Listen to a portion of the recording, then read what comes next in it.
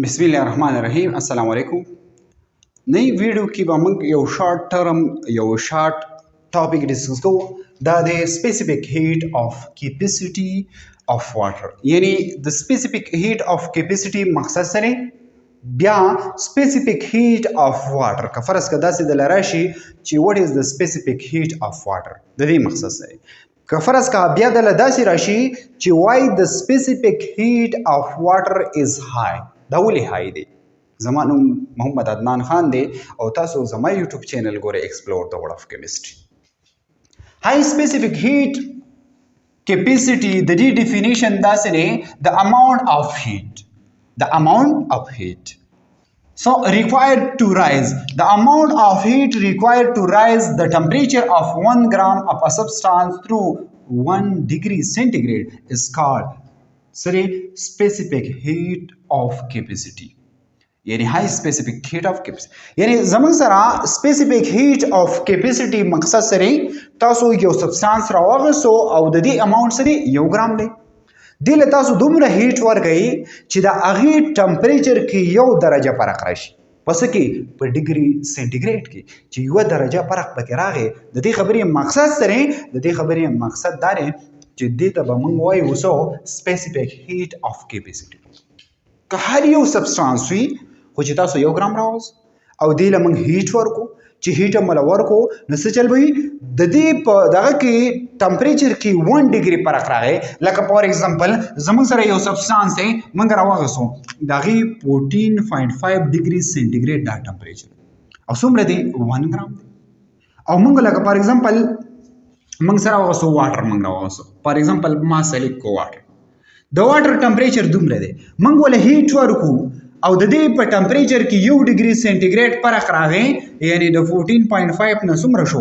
14.5 نه 15.5 ډیګري سنټیګریډ شو نو دې هیټ ته څومره هیټ چې ولا منګ ورکو دغه هیټ ته به موږ سوایو سپیسیفیک هیټ اف کیپیسټي وته د واټر سپیسیفیک هیټ اف کیپیسټي څومره نه که فرض کا منګ 1 ګرام واټر راوخلو نو دې له به موږ څومره هیټ ورکو 4.2 جول دومره هیټ په ولور کو چې د دې واټر مونږ د 1 ګرام سوکو یعنی 1 ډیګري سنټیګریډ کې مونږ سره ورو چینج راوړو خبره مې راته وکړه کنه چې زمونږ سره 14.4 دا د واټر سره دا د واټر زمونږ سره ټمپریچر دی دې لمنګ دومره هیټ ورکو نو په دې کې به 1 ډیګري سنټیګریډ فرق راشي دې ته به مونږ سوایو د ټمپریچر ته من وایو سپیسیفیک هیټ اف کیپیسټي بل اهم خبره پکې دا نه چې زمونږ سره څومره دغه سالوینټ دي زمونږ سره څومره لیکویډ دي دغه لیکویډ هیټ اف کیپیسټي دا یو شانتي ده نه د دې هر یو هیټ اف کیپیسټي په دې کې سره په دې کې ډیفرنس ټیک شو ها اوس زمونږ سره که فرض کړه داسې کوېسچن د لراشي چې وای هیټ اف سره وای سپیسیفیک سره داس کوېسچن د لراشي وای سپیسیفیک heat of capacity why specific heat of capacity of water the water is high so is high yani the water heat of capacity high ولدا ټیک شو ګوره دا خبره یا ساتي چې واټر اکچولی زموږ سره پولر دی اولنې خبره پکې سره اولنې شرط پکې سره چې واټر پولر دی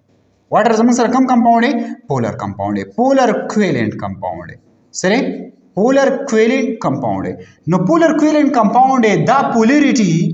د یو غټ مدد ورکوي څه ولا مدد ورکوي لکه فار ایگزامپل د واټر سټرکچر داسې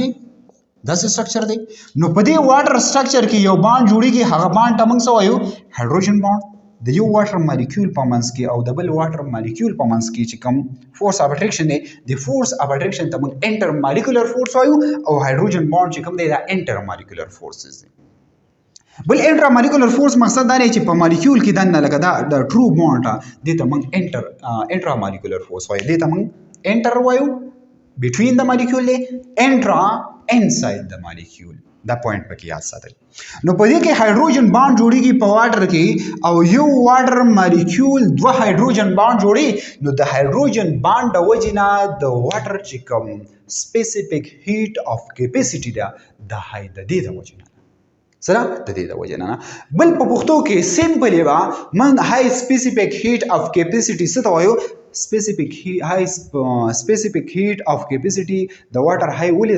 دا ځکه دا که فرض که موږ سوچ وکړو دا واټر چې کم دی دا څه چل کوي دا ډیر زیات هیټ څه کوي ابزارو کوي نو چې کوم یو څیز موږ سره هیټ زیات ابزارو کوي نو هغه موږ په سیمپل ورډز کې موږ داسې وایو چې د دې سپیسیفیک هیټ اف کیپاسټي دا سره داسې واده نو د واټر سپیسیفیک هیټ اف کیپاسټي د څه د وجې نه سوه ډیو ټو هایډروجن بانډ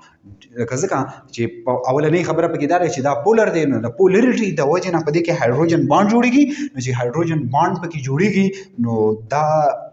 د هاي سپیسیفیک هیټ اف کیپاسټي د سپیسیفیک هیټ اف کیپاسټي سره د دې ډایرکټ ریلیشن دی ځکه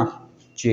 څومره هایډروجن بانډ سیوا کیږي دغه هاي سپیسیفیک هیټ اف کیپاسټي به داسې سیوا کیږي لکه فار ایگزامپل په پیریاډک ټیبل کې زموږ سره د ټولو نه هاي الکترونیګیټیو اټم چې کوم دی دا فلورین دی څوک دی فلورین دی هاي الکترونیګیټیو اټم دا څوک دی فلورین دی څوک دی فلورین ها فار ایگزامپل زموږ سره ایچ اف دی دا زموږ سره یو اسید دی بل زموږ سره واټر دی د دې هاي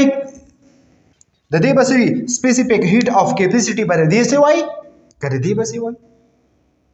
یا بوائلینګ پوینټ بر دې څه وای کړه دې بسوي وای دا پوینټ یا ستې بوائلینګ پوینټ ډیفرنٹ کوي پچا باندې دا په انټر مالیکولر فورسز باندې یعنی په دې فورسز باندې ډیفرنٹ کوي په دې فورسز باندې ډیفرنٹ نه کوي په دې فورسز باندې ډیفرنٹ سو بوائلینګ پوینټ ٹھیک شو نو دا پوینټ یا ساتئ د دې په بوائلینګ پوینټ کم وي ځکه چې یو ایچ اف څه جوړي صرف یو هایدروجن بانډ جوړي سو هایدروجن بانډ جوړي یو هایدروجن بانډ او یو واټر سو هایدروجن بانډ جوړي ټو هایدروجن بانډ جوړي نو څومره چې په مالیکول کې هایدروجن بانډ سیوا وي نو هغومره به زموږ سره هغه مالیکول دغه سپیسیفیک هیټ اف کیپاسټي به هم سیوای بوائلینګ پوینټ به هم سیوای ٹھیک شو بل اهم پوینټ پکې سنې بل اهم پوینټ پکې دا دی چې زموږ سره لکه فار ایگزامپل